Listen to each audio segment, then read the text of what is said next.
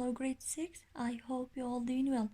سڵاو لە گوڵەکانی پۆلی شەشم گوڵەکانم هیوام تەندروستێکی زۆر باشە بۆ هەمووتان تەندروست بن. In this lesson we will have lesson 5. Yes, we have discount and tax. Page 213 in chapter 9. Are you with me? Good job. Let's start. Honey students, for this lesson we have these vocabularies: discount and sales tax. Discount and sales tax. گوڵەکانم لە موانێدا فێر دەبین چۆنە و پرسیارانەشی کار دەکرێن کە داشکان و باش لە خۆ دەگرێت. سەرەتا باس لە دیسکاونت دەکەین، واتە داشکاندن. ئادەی بیرکەرەوە بزانم دیسکاونت یاخود وشەی ئۆف لەکوێ بینیوتە یاخود لەکوێ بیستوتە. دەست خۆش لە دوکان یاخود لەو مارکێتانی کە ئێمەشتی لێکڕین، هەندێک جار خاوەن دوکانەکە یاخود خاوەن مارکێتەکە هەڵدەسێت بە داشکاندنی کۆمەڵێک پێداویستی کە ئێمە ڕۆژانە دەچین دایان کڕین، کەواتە دیسکاونت گوڵی من گوژمەیە کە لە نرخی بنەڕەتی کەلوپەلەکەت دەردەکرێت، واتە سەرەتا ئەو شتێک کە ئێمە ئەمانەوە بیکڕین نرخێکی تری هەبووە، پاشەوەی داشکانی بۆ دەکرێت نرخێکی تری هەیە، وانە؟ هیوادارم چوبن بۆ مارکێت و هەروەها دوکان وشەی دیسکاونتان بینی بێت و پرسیارتان کرد بێت. ئەتوانن ئەگەر لەمە دواش بێت پرسیار بکەن و ورد بنەوە لە دیسکاونت کاتێک سەردانی مارکێتێکیان دوکانێکەکەن بە هیوام گوڵەکانم. کەواتە گوڵەکانم to find the sales price you can first find the discount. A discount is an amount that is subtracted from the regular price of an item. کەواتە discount گوڵی من گوژمەیە کە لە نرخی بنەڕەتی کەلوپەلەکە دەردەکرێت، واتە کاتێک تۆ ئەتەوێ نرخی کۆتایی بزانیت، هین سەرەتا ئەبێ ڕێژەی داشکاندنەکە بزانین. ڕێژەی داشکاندنیش پێک هاتووە لە چی؟ نرخە بنەڕەتێکی کە سەرەتا کەلوپەلەکە هەیبووە تایمزی چیەکەی؟ دیسکاونت ڕیت، واتە ڕێژەی داشکاندنەکە. و پاشان کە زانیمان چەندمان بۆ داشکەندراوە هین نرخی کۆتایی دۆزینەوە کە پێک هاتووە لە چی؟ regular price minus discount، واتە نرخی بنەڕەتی چەنی لێ دەرەکەین؟ ڕێژەی داشکاندنەکە. باشە گوڵی من، واتە ئەو داشکانی کە بۆمان کراوە. ئێستا بە نمونە زیاتر لاتان ڕوو نەبێتەوە، زۆر ئاسانە. لەگەڵ مایت. Honey students, let's do this example. Find the regular price، واتە نرخی کۆتایی بدۆزەرەوە، when the sale price is 80,000 dinars، واتە نرخی بنەڕەتی پێک هاتووە لە 80,000 dinars، واتە نرخی ئەو کەلوپەلەی ئێمە سەرەتا چەند بووە؟ 80,000 dinars. تر نرخی جلوبەرگە، ئایا جانتایە، پێڵاوە، کەلوپەلی ناوماڵە، خواردنە گوڵەکانم، سەرەتا نرخەکەی چەند بووە؟ 80,000 dinars. و ڕێژەی داشکاندنەکەمان discount rate is 20%، واتە لە سەیە 20 داشکاندن کراوە بۆ ئەو کەلوپەلەی کە بەچەنە 80,000 dinars. گوڵی من بۆ ئەوەی یاساکە دانینەوە سەرەتا من ئەبێ ئەم ڕێژەی سەدیە بگۆڕم بۆچی؟ بۆ ژمارەیەکی دەی decimal number. باشە گوڵی من. So we are going to change discount rate when the discount rate is 20%. So we will change to decimal number. How? So like that. So 20 over 100. Why 100? Because percent means hundreds or per 100. Did you remember? گوڵەکانم کاتێک ئێمە ژمارەیەکی بە شێوەی ڕێژەی سەدی بوو ئەمان گۆڕێ بۆ decimal number، سەرتامان خستە سەر شێوەی fraction. Yes, we write this number as fraction. باشە بۆ من 100 دانا لە denominatorەکەواتە لە ژێری کەرتەکە لەبەرەوەی percent پێمانەڵە چی واتای سەدی وانە گوڵی من باشە ئێستا 20 over 100 is equal to دەستخۆش چی دانم 0 point باشە ئەبێت چەند دیجیتم هەبێت لە دوای پوینتەکەوە 2 digits because we have 100 so how to read it very good 20 hundredths because we have 2-digit numbers after the decimal point so 20 out of 100 is equal to 20 hundredths گوڵەکانم کەواتە ئەمە مانگۆڕی و پاشان بەکاری ئەهێنینەوە لە یاساکەدا کەواتە با بچین ڕێژەی داشکاندنەکە بدۆزینەوە گوڵی من کەواتە نووسم چی سەرەتا discount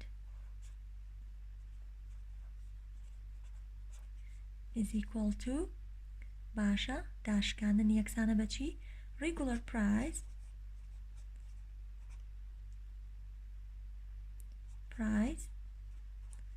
times discount rate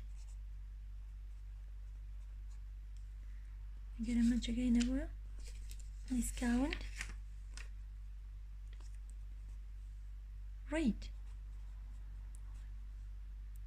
باشە گوڵی من کەواتە ئەنووسین چی is equal to regular price واتە نرخە بنەڕەتیەکەمان چەنە 80,000 dinars 80,000 dinars times discount rate ئەمە بووکە گۆڕیمان گوڵەکانم واتە ڕێژەی داشکاندنەکە 0.20 ئێستا بابین ئەم دوانە لێکدانی یەکتری بکەین how to multiply natural number with decimal number so we change the decimal number to natural then after the answer so we write the decimal point so how to multiply them so we write 80,000 times 20 or you can say 0.2 honey students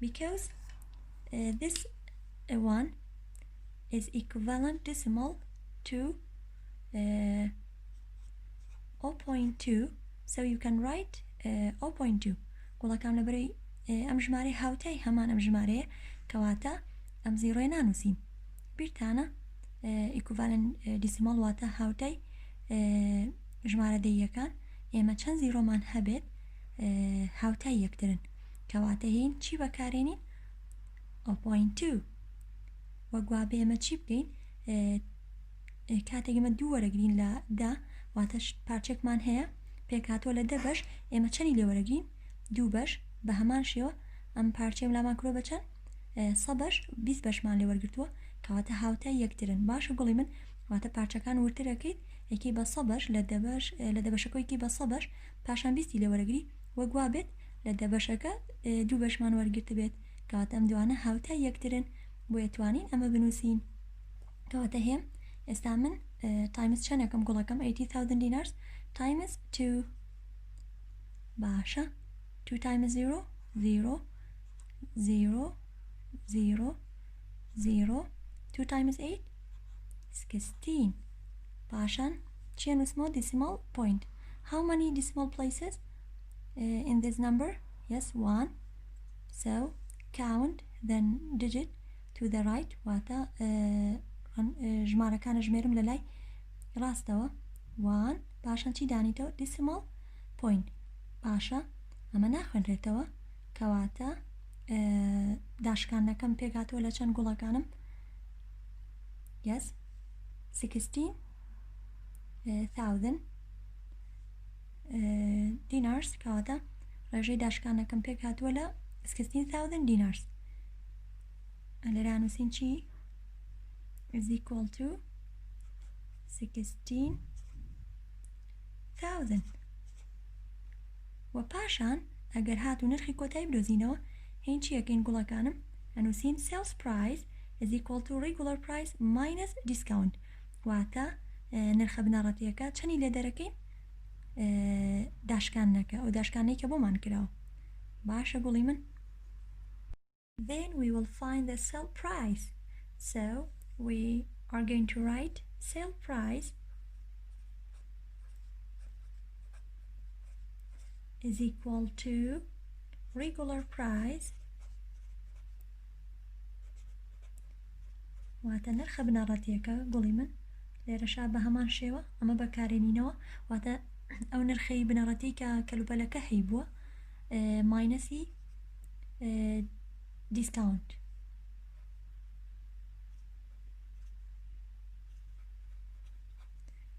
و پاشان regular price چەند بوو گوڵەکانم 80,000 dinars minus ئەو ڕێژەی داشکانی کە دۆزیمانەوە چەند بوو 16,000 dinars کەواتە ئەمە بەکارە هێنینەوە بۆیە ئەی دۆزینەوە گوڵەکانم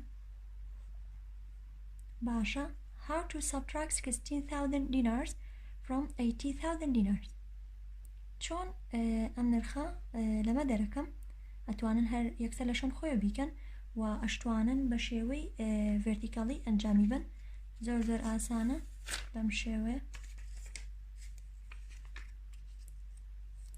کەواتە نووسین چی 80,000 dinars minus 16,000 dinars بەڵام ئاگادار بن چۆن خانەکان دانێن یەکان لەژێر یەکان دەیان لەژێر دەیان سەدان لەژێر سەدان دڵنیامەوازانن گوڵەکانم 0 minus 0 0 0 0 can you subtract 6 from 0 no so we break apart this number so 8 be 7 and 0 be 10 10 minus 6 4 7 minus 1 6 so is equal to 64,000 dinars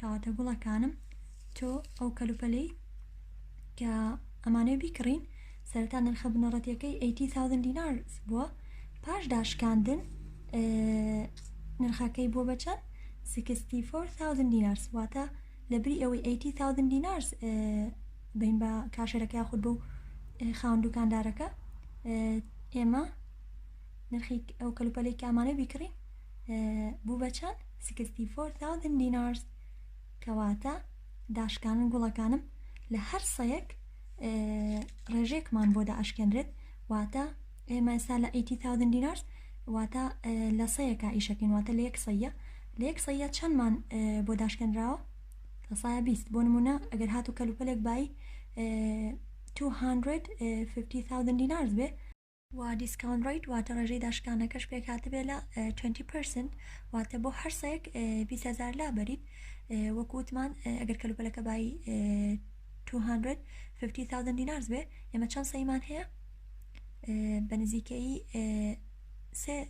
سێ سەی واتە دوو سەیمان هەیە لەگەڵ 50 بۆ هەر یەکێکیان لە سەیە چەند لابرێت لە سەیە 20 گوڵەکانم ئەگەر هاتو سێریم هێڵکاریە بکەن بەشی خوارەوەی بۆ نمونە پێک هاتووە لەو کاڵایە خودە و کەلوپەلەی کە هەمانە بۆ نمونە و پاشان ریگولەر پرایس واتە نرخی بنەڕەتی پێک هاتووە لە هەموو ئەو نرخەی کە لەسەری دانراوە پێشتر و پاشەوەی دیسکاونتی بۆکرا واتە داشکانی بۆکرا بڕێک لە نرخە بنەڕەتیەکە لاچێت کەواتە نرخی کۆتایی پێک هاتووە لە نرخی بنەڕەتی ماینەسی دیسکاونت واتە بەشی داشکانەکەی لێلابیت کەواتە تۆ هەموو نرخە بنەڕەتیەکە نادیت باشە گوڵی من کەواتە نرخی کۆتایی پێک هاتووە لە regular price minus discount. Now I'm going to talk about sales tax. A sales tax is calculated as a percent of the cost of an item.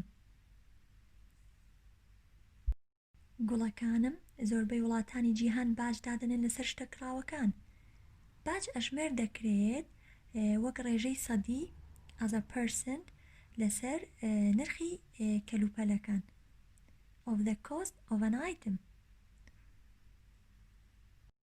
How to find the tax So we multiply regular price with sales tax rate.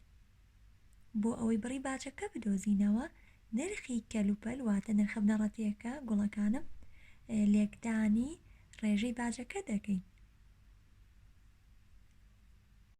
و پاشان گوڵەکانم تێچووی گشتیە دۆزینەوە کە پێک هاتووە لە سەرجەمی ڕیگولەر پرایس واتە نرخی بنەڕەتی لەگەڵ تاکس کە ئەیدۆزینەوە کە پێک هاتوو لە نرخی سەرەتا لێکدانی ڕێژەی باچواتە ڕێژەی کە بۆمان دیاری کراوە پاشان تێچووی گشتی پێک دێت لە ڕیگولەر پرایس پلاس تاکس کاتە گوڵەکانم لە باشدا نرخی کەلوپەلەکان جگەلەوەی کە تۆ ئەو نرخە سەرەتایی کە ئەیەیت کواتە کەلوپەلەکان خۆی سەرەتا نرخی چەند بووە و پاشان ڕێژەی باجەکەش ئەبێت دانین ئێستا بە نمونە زیاتر لاتان ڕوونەبێتەوە لەگەڵ مایت.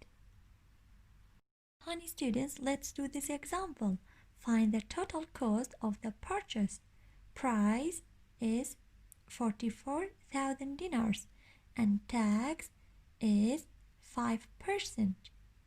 کاتە گوڵەکانم هێن تێچووی گشتیە دۆزینەوە کاتێک نرخی سەرەتای کەلوپەلەکان یاخودۆ کاڵایی کە ئەمانەوێت بیکڕین پێک هاتووە لە 44,000 dinars و پاشان ڕێژەی ئەو باجی کە بۆمان دانراوە پێک هاتووە لە 5 کەواتە بێ ئێمە لە هەر سەیەک چەندانین لە 5 باشە سەرەتایین ئێمە چی ئەدۆزینەوە sales tax rate واتە ڕێژەی باجەکە ئەگۆڕین لە پرسنتەوە بۆ decimal number.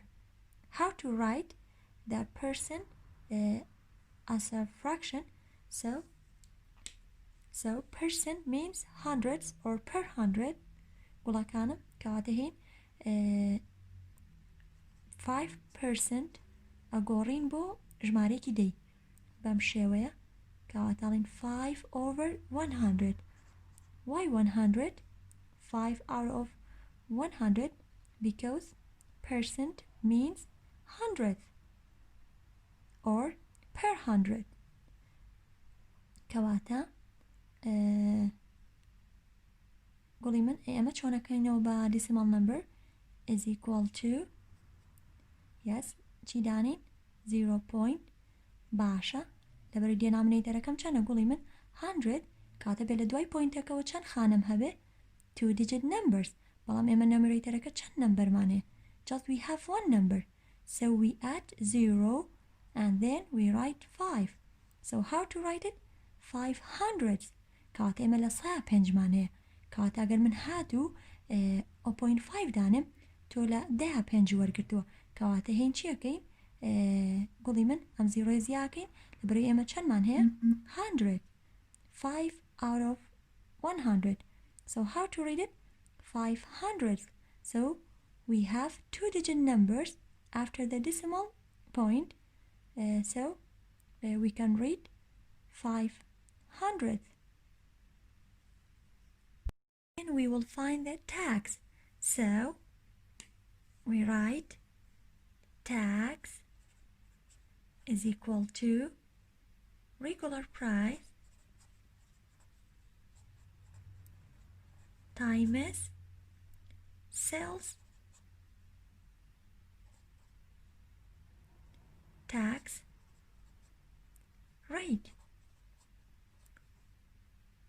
گوڵەکانم سەرەتا یاساکە دانین پاشان ئەنووسین equals regular price واتە نرخی سەرەتا چەنە 44,000 dinars times sales tax rate. So we write 500. How to multiply them? So we change the decimal number to natural first, then after the result when we will get the answer then we write the decimal point. We are going to multiply 44,000 with 5 like that. honey students, so we write 44,000 times just 5.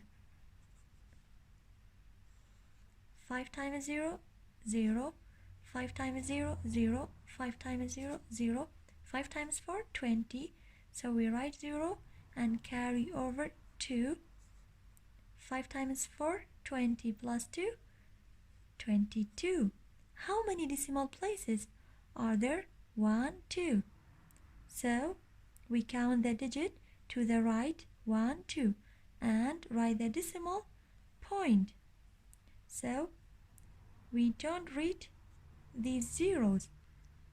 So to get 2,200 dinars. Okay, honey students, so the tax equals 2,200 dinars. So we write 2,200 dinars. Then we are going to find total cost. Total cost is equal to price plus tax. گوڵەکانم و پاشان تێکی گشتیە دۆزینەوە کە پێک هاتبوو لە نرخی سەرەتا کۆی ڕێژەی باجەکە. واتە پێک هاتووە لە سەرجەمی نرخی سەرەتا لەگەڵ باج. باشە ئەنووسین چی گوڵەکانم؟ total cost. Yes, total cost is equal to price plus tax is equal to, so the regular price is 44,000 dinars plus the tax is 2,200 dinars. کاتە گوڵی من ڕێژەی باجەکەمان پێگاتووە لە 2200 دینار، بەڵام نرخە سەرەتای کەلوپەلەکەواتە نرخی سەرەتایی پێکهاتبوو لە چەند 44,000 دینار، کەواتەین نرخە سەرەتاییەکە لەگەڵ ڕێژەی باجەکەدا کۆ دەکەینەوە. So is equal to, can you add it? Yes, easy. 0 plus 0, 0, 0 plus 0, 0, 2 plus 0, 2, 2 plus 4, 6, and we write 4. So 46,200 dinars. کەواتە ڕێژەی ئەو پارەی کە ئەیەی گوڵەکانم واتە تێچی گشتی پێک هاتووە لە 46,200 dinars. واتە لە 44,000 دینارزەوە بوو بە چەند؟ 46,200 dinars. واتە نرخەکە زیایی کرد. وانە گوڵەکانم؟ هەر بۆیە وتمان لە باجدا ئەو نرخەی کە ئەین یاخود تێکی گشتی ئەو کەلوپەلە یاخود ئەو کاڵایی کە کڕیمانە زیاد دەکات، چونکە ئێمە باجمان لە سەردانێن، واتە جگە لە نرخی سەرەتاییەکە باجێکیش دانرێت، هین نرخی سەرەتاییەکە لەگەڵ باجدا کۆ دەکەینەوە، پاشان تێکی گشتی دەدۆزینەوە. For homework, honey students, page 216. گوڵەکانم لە page 216 سێ نمونە دەبێت وەک ئەرکی ماڵەوە، number 9, number 10 and number 15. بە هیوان بتوانیت شیکاریان بکەیت. گوڵەکانم لێرەدا تێبینێکت بێڵم هەر کاتێک دیسکاونت ڕیتەکەت بەم شێوە نووسرا بوو، هیچ کێشەمان نییە، هەر پێکاتەوە لا دیسکاونت ڕیت و هەر کاتێک گوشەی سێڤ ببینی یاخود ئۆف هەر بەواتای دیسکاونت ڕیت و هەر پرسیارێکت هەبوو بە چاوان وەڵامت ئێمەوە. سپاس بۆ گوڵە جوانانی بەرداوامیان یاوباوانەکان، سپاس بۆ ماندووبوونتان، هیوام تەندروستێکی زۆر باشە بۆ هەمووتان، زۆر ئاگاداری خۆتان بن. گوڵەکانم سپاس بۆ گوێگرتنتان کاتێکی شادتان هەبێت